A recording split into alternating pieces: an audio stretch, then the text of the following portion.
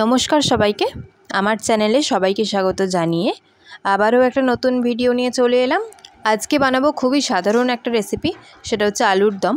কিন্তু আজকে আমি বানাবো একদমই নিরামিষ, পেঁয়াজ রসুন ছাড়া, কিন্তু খেতে হবে ভীষণ টেস্টি। তো প্রথম থেকে শেষ পর্যন্ত দেখতে থাকুন, আশা করছি ভিডিওটা ভীষণ ভালো লাগবে। আর পুরোটা যদি ফলো করেন তাহলে আপনারাও ভীষণ টেস্টি নিরামিষ আলুর দম বানাতে পারবেন। তাহলে চলুন রেসিপিটা শুরু করি।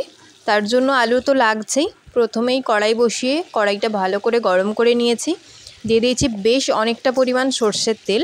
আপনারা চাইলে আলুগুলো ভাজার জন্য সাদা তেলও ব্যবহার করতে পারেন, তবে সর্ষের তেল ব্যবহার করলে টেস্ট অনেক বেশি ভালো হয়। তারপরে কেটে রাখা আলুগুলো দিয়ে দিয়েছি, দিয়ে অল্প একটু নুন দিয়ে গ্যাসের ফ্লেমটা মিডিয়ামে রেখে 10 থেকে 12 মিনিট মতো আলুগুলোকে ভেজে নিতে হবে। তো আলুগুলোর যখন এরকম কালার এসে যাবে আর দেখবো হালকা সেদ্ধ হয়ে গেছে, মানে ধরুন ওই অর্ধেক মতো সেদ্ধ হয়ে যাবে, তখন আলুগুলোকে তুলে নেব। তারপর ওই তেলেতেই দিয়ে দেব গোটা জিরে ফোড়ন, তারপর দিয়ে দেব মশলা। এখানে রয়েছে আদা, টমেটো আর কাঁচা লঙ্কা পেস্ট করা। আমি নিয়েছি 5 থেকে 6 টুকরো মতো আদা, স্বাদ মতো কাঁচা লঙ্কা। আমি এখানে নিয়েছি 5টা কাঁচা লঙ্কা আর 2টো মিডিয়াম সাইজের টমেটো। যেহেতু নিরামিষ সেই জন্য টমেটোটা একটু বেশি লাগবে। তো সব কিছু একসাথে ভালো করে পেস্ট করে নিয়েছি, নিয়ে মশলাটাকে ভালো করে কষিয়ে নিচ্ছি। যখন দেখব মশলাটা কষানো হয়ে গেছে, তেল ছাড়তে শুরু করেছে, তখন দিয়ে দেব পোস্ত আর কাজুর পেস্ট। তো এখানে আমি 1 চামচ পোস্ত আর 6টা কাজু বেটে রেখেছি একসঙ্গে। তো সেটা দিয়ে দিলাম, দিয়ে ভালো করে কষাবো আবারও। তো ভালো করে কষিয়ে নিয়েছি, তেল ছাড়তে শুরু করে দিয়েছি। এরপর রেগুলার গুঁড়ো মশলা দিয়ে দেবো। 1 চামচ হলুদ গুঁড়ো, 1 চামচ লঙ্কার গুঁড়ো, 1 চামচ ধনে জিরে গুঁড়ো আর অল্প একটু কাশ্মীরি রেড চিলি পাউডার, মানে 1 চামচই কাশ্মীরি রেড চিলি পাউডার।